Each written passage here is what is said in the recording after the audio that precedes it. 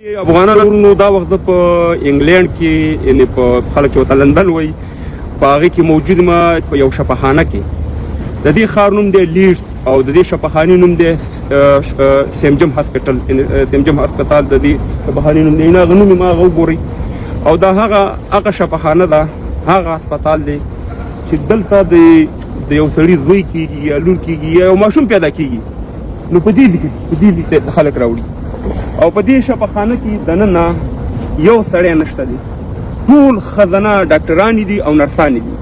یعنې چې انګریز کافر ځان ته وایي هغې چې ماشوم پیدا کېږي د هغې د ماشوم په پیداورۍ ټایم کې د هغې ښځې ته ډاکټره یا نرسه ولاړه وي مګر مړه شه وګوره زما افغانستان ته چې 15,000 کاله تاریخ لرمه دومره ګیرې پرېښي دومره پټګي والي هغه راپاسېږي زما په خور مور وانې تعلیم بندوي او بله ورځ چې ماشوم پیدا کېږي د ښځې یا د یو خپلوانې د هغې د اولاد په پیداولو ټایم کې هغې ته سړی ډاکټر ولاړي یا پنجابی ډاکټر ورته ولاړي څومره د شرم خبره ده چې دا کافر دي انګریزان دي دوی خپلو ماشومان چې پیدا کېږي دوی خپلو شفاخانې جوړې کړي او صرف پکې ښځې او ډاکټرانې دي او نرسانې دي او دلته په دې ښار کې چې زه موجود یم دا لیډ ښار ورته وایي دلته تقریبا 1000 د افغانانو فامیلونه دي یعنې دا زما خبره دروغ نه زما دا ویډیو به ټوله دنیا ګوري نو شرم تاسو څه پکار دی چې راغلي یاستئ زموږ د خویندو میندو نه قلم هلئ زموږ د خویندو میندو نه تعلیم هلئ تاسې وایي تعلیم چې دی وبا ده تعلیم وبا ده او الوا چې ده روا ده پسونه روا دي خدای مهربانه راکاږئ او خورئ تباه و برباد هم که افغانستان هم قسم په خدای دی چې د اسلام نوم وشرمو هم قسم په خدای دی چې د افغانستان نوم وشرمو په دنیا په کافرو په نسبت په موږ هسې بد راتلو د مسلمانانو نوم دا شی قسم په خدای دی چې د دنیا څومره مسلمانان دي زموږ په افغانستان باندې نالت وي د افغانستان په مولیانو باندې نالت وي ځکه چې تاسې داسې کارونه کوئ چې هغه څو سوه کاله مخکې د جاهلیت وخت نه و هغه د جاهلیت وخت تاسې شروع کړی دی تاسې دا وګورئ دغه شفاخانه سرچ کړئ سنجم هسپټال بل طرف بیا درته وښیم چې دا وګورئ چې دې خلکو څومره خدمت کړی او دا یوازې دلته نه دی دا په ټوله اروپا کې یعنې د کفارو څومره هېوادونه چې دي ټولو کې دې داسې شفاخانې جوړې کړي چې د دې خویندې میندې د دې ښځې چې کله اولاد پیدا کېږي نو هغې ته سړی ډاکټر نه ولاړ ښځه ډاکټر ورته ولاړی او چې کله یو غټ اپریشن چې بیخي علاج نه کېږي ناممکن دی لکه بیا یو سپېشلیست ډاکټر راوغواړي نور دې شفاخانې ته زه دننه ورغلی یم دلته د خدای بلا خلک راځي هغه وګوره امبولانسونه ولاړ دي هغه دی لږ څوک هغه وګوره او دا نوم یې وګوره په نوم باندې دا تاسې سرچ کولی شئ او دا هغه مولیانو ته افسوس په افغانستان باندې راځي چې اوس هم تور پړګۍ والي او خلکو ته ولاړي او ورته وایي چې د اسمان نه پسان راولېږي یعنې په خدای هم دروغ وایي په پیغمبر هم دروغ وایي په مسلمانان هم دروغ وایي ولاندې ورته زموږ هغه جاهل افغانان ورته ولاړ او هغه جاړي چې دا سړی رښتیا وایي حالانکه هغه د قرآن په خلاف باندې خبره کوي افسوس زموږ په افغانانو اوس هم راځي چې خلکو ته په دې دغه کوي چې یاره دغه پلاني دي کې عملیات کېږي او پیغمبر علیه السلام او په ور کې ولاړ دی او موږ ته امر کوي افسوس ستاسې افغانانو ستاسې په حالت باندې دی قسم په خدای دی چې نن د افغانستان نن د اسلام نوم چې دې خلکو څومره بدنام کړو لیکن که چې په تاریخ کې چا نه دی بدنام کړی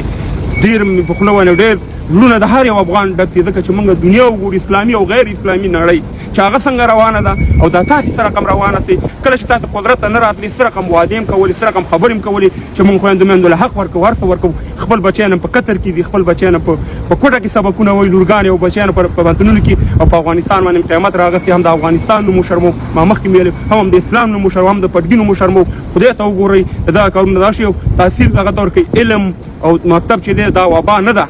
دا د ژوندون لاره دا د رڼا لاره ده او دا تاسې چې په کومه لار روانه سئ دا د جهل لاره ده دا د تیارو لاره ده دا د افغانستان د بربادۍ لاره ده او دا د اسلام د بدنامولو لاره ده او تاسو ته چې دا برنامه څوک درکوي هغه موږ پېژنو چې څوک د جمعې څومره ډالر درکوي دا ټولې برنامې د هغې دي دا ټولې برنامې په تاسې باندې عملي کوي خو افسوس دلته دا دی چې تا پړګۍ والی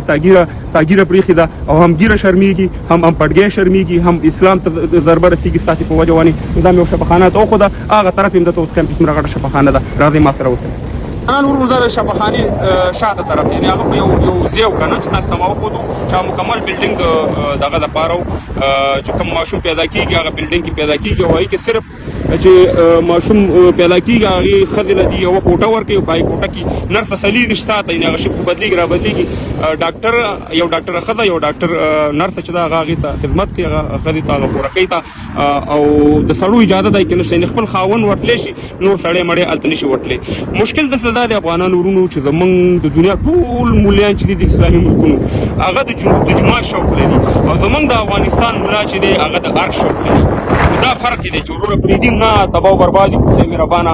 اصلي دی پرېښی دی چې د پیغمبر علیه السلام چې په کوم منبر باندې کېناستو دی د ارګ شوق لري او وروره په سیاست کې ګوتې وایي په هر شي کې ګوتې وایي مهربانه ځان یې مهربانه د ملا کاسه جوړه کړې چې رقم ترکاري وکړي. نو رب العالمین دې دغه ملیان پوهېږي که نه پوهېږي رب العالمین دې موږ خلاص کړي تباه او برباد کړي. اسلام دی اشغال دی فتح ده د څه شي فتح دې کړي صاحب مهربانه امریکا دې فتح کړي برطانیه دې فتح کړي روس دې فتح کړی دی ډیلیا دې فتح کړی دی فتح په دې وختونو کې بیا هم درته ووایي. نو خبردار چې افغانانو تباه او بربادي مو شوه په دنیا کې خدای دې چې اوس ځان نشو معرفي کولی چې موږ افغانان یو او د مسلمانانو ټولو ځکه د جاهلیت کارونه دي کوي.